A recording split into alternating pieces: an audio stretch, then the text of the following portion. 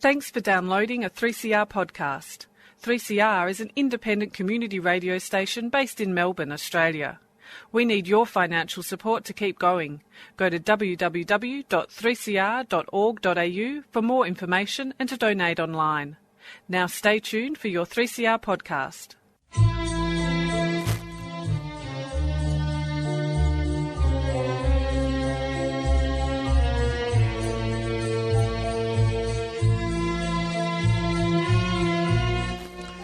Sabah al-Khair, good morning dear listeners. You're listening to Radio 3CR on 855 AM and Palestine Remembered with Nasser Mashni, Robert Martin and Yusuf Ahmed al-Rimawi.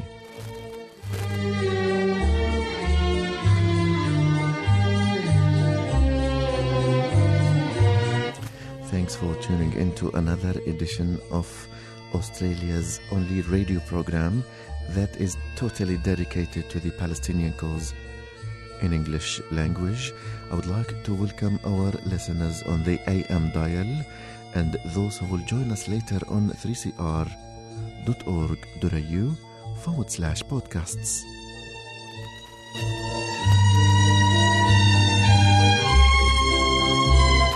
In this week's episode, Robert, who is currently visiting Palestine, will speak to us about some stories, reflections from within as an eyewitness, as an Australian eyewitness to the Palestinian struggle and occupation of the Palestinian land.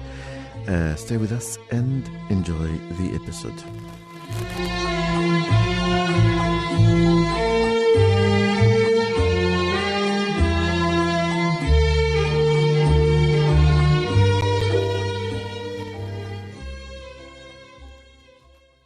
So listeners, we're very excited to let you know that our international correspondent has used 92.7% of our budget and travelled to Palestine. So live from Palestine, Mr. Robert Martin. Thank you for having me. Good morning, listeners. And we should just make it clear that there obviously is no budget for this particular place. This is all of my own dollars. Well, because in case anybody's worrying. And it's very expensive, but the hospitality is magnificent here. 97.2% of zero is still zero. Of nothing. Absolutely nothing. So Rob, let's go back. We're going to talk a second. I know you've been in Hebron and Jerusalem. Let's go back to getting into Palestine. So you've flown from Melbourne to Dubai, Amman, Allenby Bridge. Tell us the process, how you went. Well, the process was a lot easier than a lot of people thought. Now, I can tell you that what I did is I had a fake itinerary, NASA, because I knew that they were going to ask me questions. And so basically I said, look, I'm really happy to be going to Israel. I can't wait. You know, and I handed them my itinerary, and it was all Christians for Israel. I don't mention the West Bank or the Palestinians, because if you do that, they're in fact going to start asking you questions. So, Robert, I thought there was this huge Israeli military intelligence service monitoring everything, and, you know, because you're very famous with, you know, almost 1 million followers on Facebook. How would they not know that Robert Martin was coming? Well, I think a lot of people think a little bit too much about it, NASA. We might be social media activists, but I don't think we're doing a lot where, you know, there's billions of people on the ground. I'm literally just a person that's wandered into town and I'm doing a few videos. Maybe next time they will, but look, I don't think so. I mean, they have one of our groups, so we came with 7 people from America, and one of them, in fact, did get knocked back. So it does have a serious side. He's been pro-Palestinian in America. He also he was banned though in 2015. Yeah, he was banned not for any particular reason. And was he an Anglo-Saxon like yourself? He as white as I am. Okay. Yeah. So they're obviously starting to try and stop people. And tell us about, I mean, your experience as a white guy with you know, a Christian Zionist itinerary was much smoother than, you know, the Palestinians in the left-hand lane. Tell us what it was like for them. Oh, that's what was, yeah, absolutely. Because look, the first time I came, I wasn't too au fait with sort of how hard it would be, and they did ask questions. They actually asked me, "Are you going to the West Bank? What are your plans?" And so this time I sort of thought a little bit outside, and I went with the assumptive, and I said, "Look, I'm not very good with direction, you know, with details, and anybody that knows me this is actually a fact." So I handed over my itinerary, and I said, "Look, this is, you know, I'm so excited to come to Israel. I want to see, you know, about religion and what's going on here. It's really exciting." And so when she started looking at my itinerary, I swear to God, her whole face changed. Now, we know when we go into Australia, they're never happy, you know, those people. They're designed not to be. So we can't just blame these ones for not. But her whole face changed when there was a white guy turning up here, so happy to be going to Israel. And I said, I'm going straight from Allenbury Bridge straight to Israel. I in fact have been joking with the group here. I thought she was going to drive me to my hotel room. She was that happy about it. Go on. Back to the Palestinians, Rob, because I mean, you had the Express Channel, white guy with a Christian Zionist itinerary. What about the Palestinians going home? Well, look, even just with inside Israel, so I sat outside the Damascus gates for a few hours, and there's little checkpoints there, and there's poor kids, 16, 15, 16, up to their early 20s, look Palestinian, they might speak a little bit of Arabic, so they pull them over. And it's on a step, so it's for everybody to see. It's not discreet. It's an absolute, I'm powerful, you're not. You'll do what I say. And I, in fact, tried to film a couple of the soldiers, and they said, no filming, I'm a commander.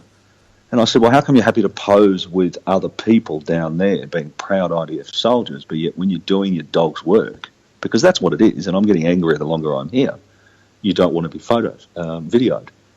And it's obvious that a lot of them, they don't want the international people to be getting it out there. But the demonisation is not just at the airport; it's everywhere. It's everywhere.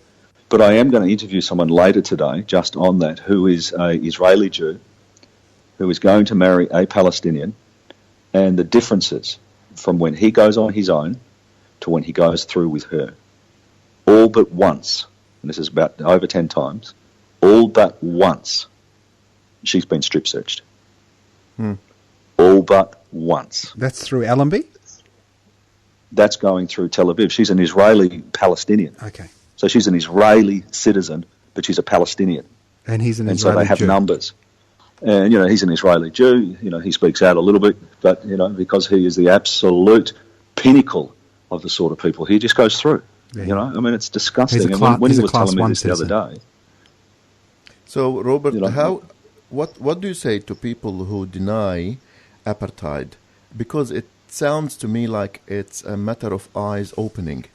But nevertheless, some Israelis and the machine, the propaganda, still denies and attacks every person who claims, claims within brackets, that there is apartheid within Israel proper or 48 areas. How do you respond to that? Well, they've got no idea what they're talking about. They're either being brainwashed or they're also, feel that they're supreme and that they're able to do this because it's blatant. It's everywhere. Now, I've spoken to a lot of Palestinians. I sit at there's a bookshop there. It's the educational bookshop. I love it. And speaking to people when they sit down there. And it's amazing how many of them don't want to, in fact, they want to talk to me, but they're too scared. So if they work for a government agency such as a school and they use both their names, they'll get the sack. If they use their school name and they're talking about, pro-Palestinian stuff, they'll get the sack. And if they put it into their syllabus, well, the school will actually lose funding. And so it is absolutely blatant, even in Jerusalem, or Israel proper is what they call it, which I find a hard word to use, to be honest. I do find that a difficult word to use because, I thought it was more sophisticated than what it is. It's blatant. You just got to look. It surrounds you. So the reality is anybody that denies it is either A, willfully lying and therefore complicit, or B, just naive. Absolutely, unequivocally. And if you've spent any time here, you see it. But so I last time I didn't see as many things. And so I went to Hebron. So this is your first time to Hebron? You didn't get to Khalil last time? No, I didn't get to Hebron. And so, look, I spent time with Issa Amro, and so everybody, if they don't know who he is, look him up. Take us to Hebron. Tell us what you saw. Well, so I was spending some time with there's a group that's a fantastic group. It's the young guys, against apartheid, against oppression. They're trying to get their streets back. Yep. Youth Against Settlements. And so hanging out with these great Palestinians, having wonderful conversations, it feels quite homely. Well, I walked up the back steps, there's a little garden area, and, there's a soldier sitting there, a Special Forces guy, sitting there. And I said to him, what's going on up here? And he said, they're settlers. They've taken the top of the hill, and that's the beginning point. They want this land, and so they're going to try and make our life difficult. Now, I always thought, because you really only see on the news or the little bits, that Hebron was a very small town. Hebron is enormous. Hebron is one of the most vibrant cities. Mm-hmm. But then when you get down to where the Youth Against Settlements are, it changes completely, because this is where settlements are. And there's only 400 settlers there. Yep. Now, when I say only, the power that they have is incredible. So I'm walking down some streets, and then, Isa says to me, I can't go beyond there. And I said, what do you mean you can't go beyond here? It's continuation of your street. He said, yeah, there's an invisible line there, we're not allowed to go. So, look, we walked up there. One of the group members had a BDS stamp. He's an American Jew, had a BDS stamp. Was there with Miko Peled, Issa Amro, and a few other people. As soon as they saw the BDS stamp, they said, stop. They didn't want to let us through. And so this went on for a few minutes. And this child wouldn't have been more than 15. And I've posted a picture and a video of this particular child who has a look in his eye that is satanic. It is evil. And I didn't realise this, but he was abusing Amro. 2 soldiers next to him, heavily armed. Other settlers looking up from the street. Amro, big guy, big smile, typical Palestinian, happy-go-lucky. Well, this kid said to him, I'm going to murder you. I will murder you one day. Mm. And then the soldiers high-fived him. High-fived him. Bloody hell. Now, if that is not a sickness, and there are only 400 of these people amongst a complete Palestinian community. Well, 250,000. There's Hadida Street. Yeah, 250,000. There's 250,000 Palestinians in Hebron, 400 settlers, 2,000 troops to guard the 400. And this is what people don't understand. Mm-hmm. And so I walk through all of the villages, and you think, look, I'm not much of a history buff. I'm not that religious. But when you walk through these towns, you can imagine what was going on years and years ago. And there's kilometres of empty streets. And they've actually been burnt shut. Yep. Completely burnt shut. And then you see the soldiers. And one thing that really stood out to me, we were in an area where, the Palestinians had to stay on one side. There's a bus that I can get, but other people can't get. There's a brand new toilet block that's been built, but they can't go to it. It's close. There's the Ibrahim Mosque there, where 29 Palestinians were killed. 29 Palestinians were killed 29 by this Jewish guy. Yeah. In the middle of prayer. Middle of prayer in the mosque. So what do the Israelis do? You know what we need to do? We need to close the Palestinian cities down. We need to hold them out. We'll let the Israeli Jews walk around, but we have to put the Palestinians. And this is part of what happened here. And I saw a religious guy, and I asked him, I said, what do you think about the racism here? And, he said he doesn't really know. It's 10 metres from where, I ended up yelling at someone because I got really upset. And he said, God gave us this land, and if we don't have these soldiers, we'll get killed. I said, but not that many years ago, 29 Palestinians were killed in that building there. What do you say about that? And he didn't want to talk about it. It's like it didn't exist. Mm-mm.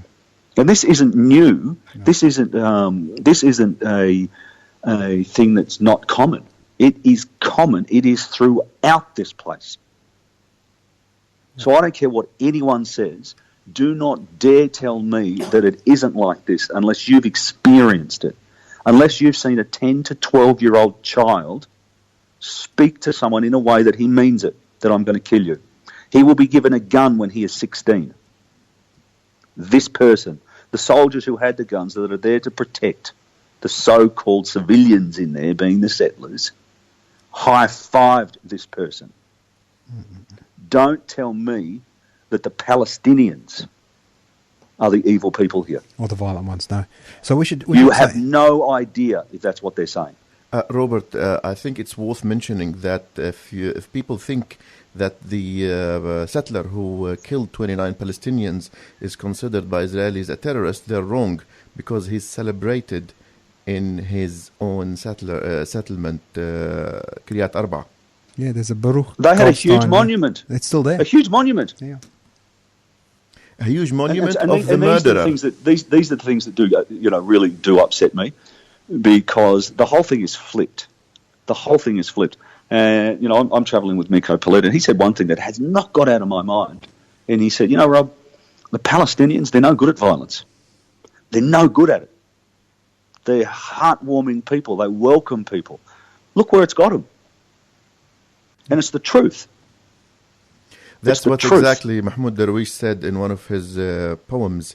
He said that before 48, وَقُلُوبُنَا كَبُيُوتِنَا مَفْتُوحَةُ الْأَبْوَابِ, our hearts are like our doors, like our homes. The doors are open. Yep. So we should... Well, look, I spent... Sorry, Rob. I think because one of the things, to give our listeners a sense of context to Hebron, so post the June 67 war, Hebron was the first... the first illegal settlement. And what happened, there was a group of rabbis that posed as Swiss tourists, and they went to a hotel and booked some rooms as if they're there on holiday, and then they refused to leave. And that was the pretext under which the military came to protect them and said, you know, what's going on here? And the rabbi said, we're not leaving. And then they got the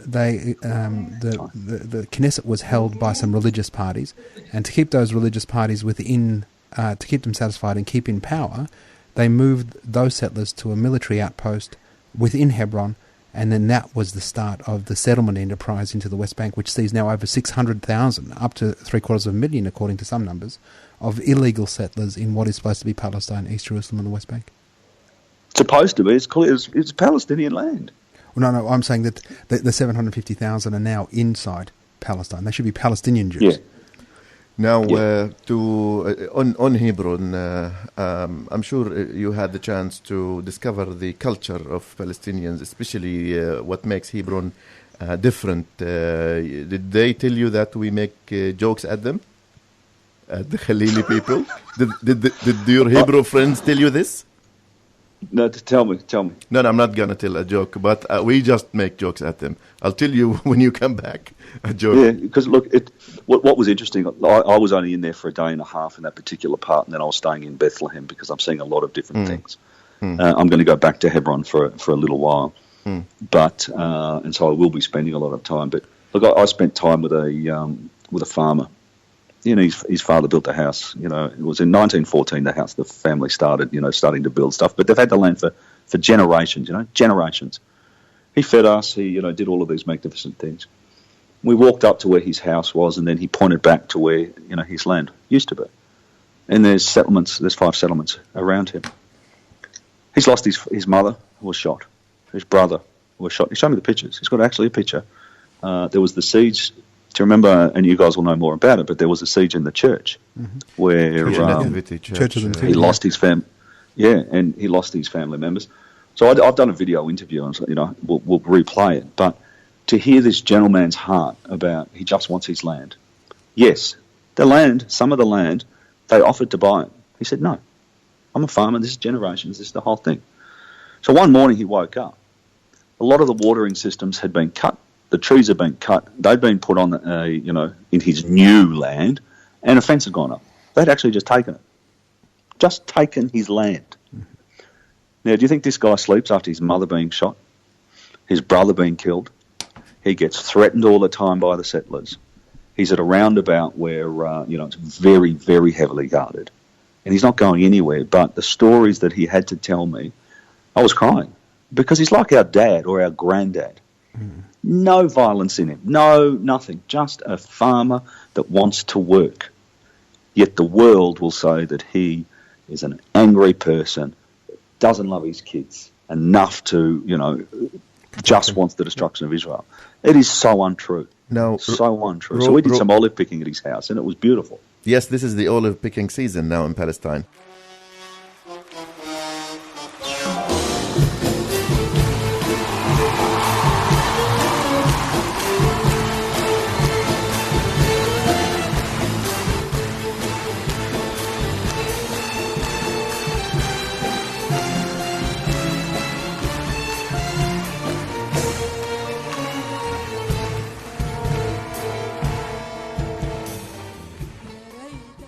We have probably 7 minutes to go.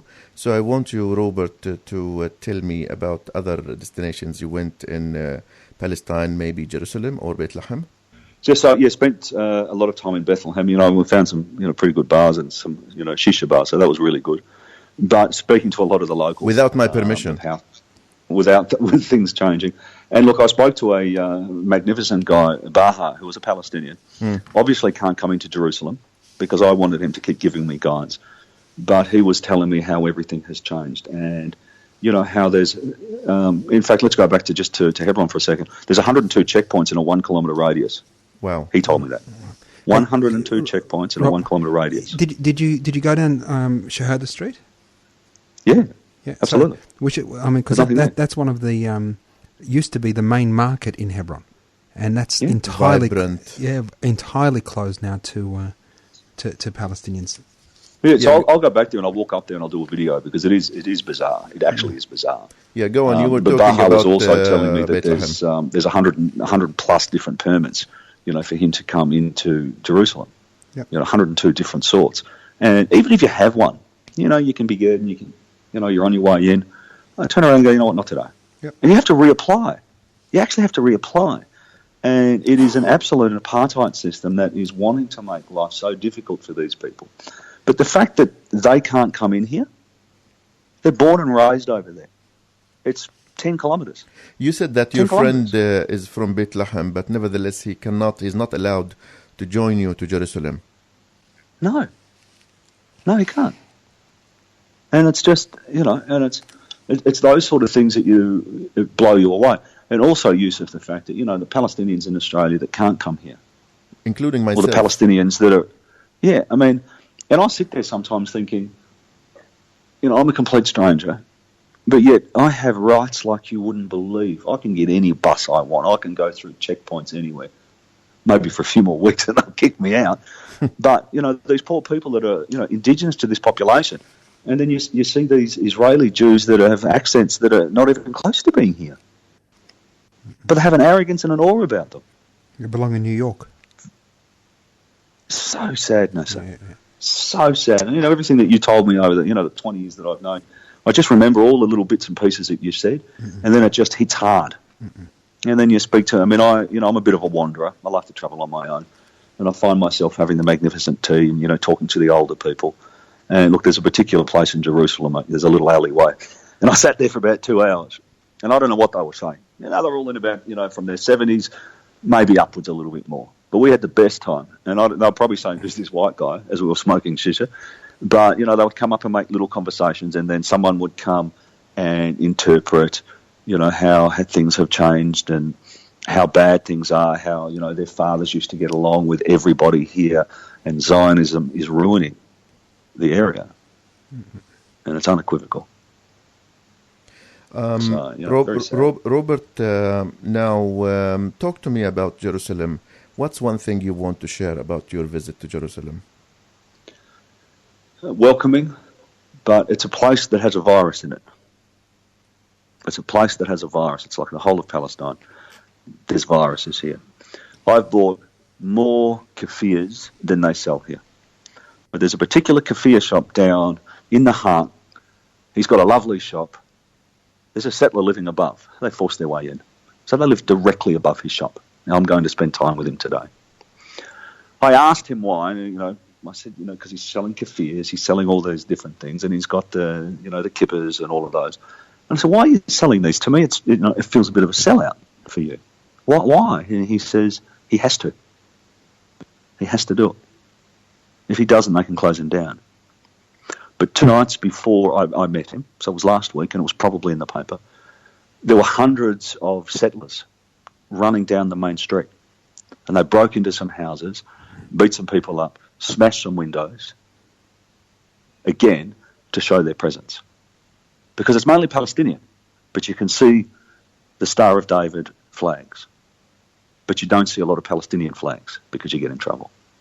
Now, Robert, I walk around with all of these shirts that I have. I walk all around with these shirts. And the amount of Palestinians come up and pat me on the back, you know, and say, you know, love the shirt. Because they can't wear these. As you know, if they wear these shirts or they speak Arabic, they'll get pulled over and say, what are you doing? They can go to jail for wearing one of these shirts. What does that say to you? But it's a beautiful place with a virus in it. And the virus is being fed by our governments and our media because they're not reporting the truth. The virus has to be stopped. They have to be stopped. Now, Robert, in less than a minute, if you, I guess my last question will be, how important is it for Palestinians, Arabs, Australians to visit Palestine and visit Jerusalem and support the economy of the Palestinians of Jerusalem, particularly? If you can afford to go anywhere in the world, come here. You will love it. There is so much good here. The people are wonderful, so do it. Come and immerse yourself in the community. Come and sit amongst the beautiful people here, and you'll go back a different person. I promise you that. But you'll also meet international people that are coming to help, and they're beautiful people too. There's a great community in here trying to do the right thing, and the right thing is just to have everyone live together. And that's what the Palestinians want. Yep. One state, let's live together as people, as equals. But one side doesn't want to do that. And it's not the Palestinians. Well, I got to tell you, Rob, I think we've used our 97.5% of our international correspondence budget very well. Yes, yes. Stay safe, mate. No regrets. But I'll be back with a lot of interviews because that's what I'm going to do. But, take care, love you, and thanks for listening, listeners. And you take care, Robert, and we're looking forward to seeing you back in Australia and sharing more of the first-hand stories and reflections from Palestine. Thank you so much for taking the time on a busy day to speak to Shukran. us. Afwan, habibi.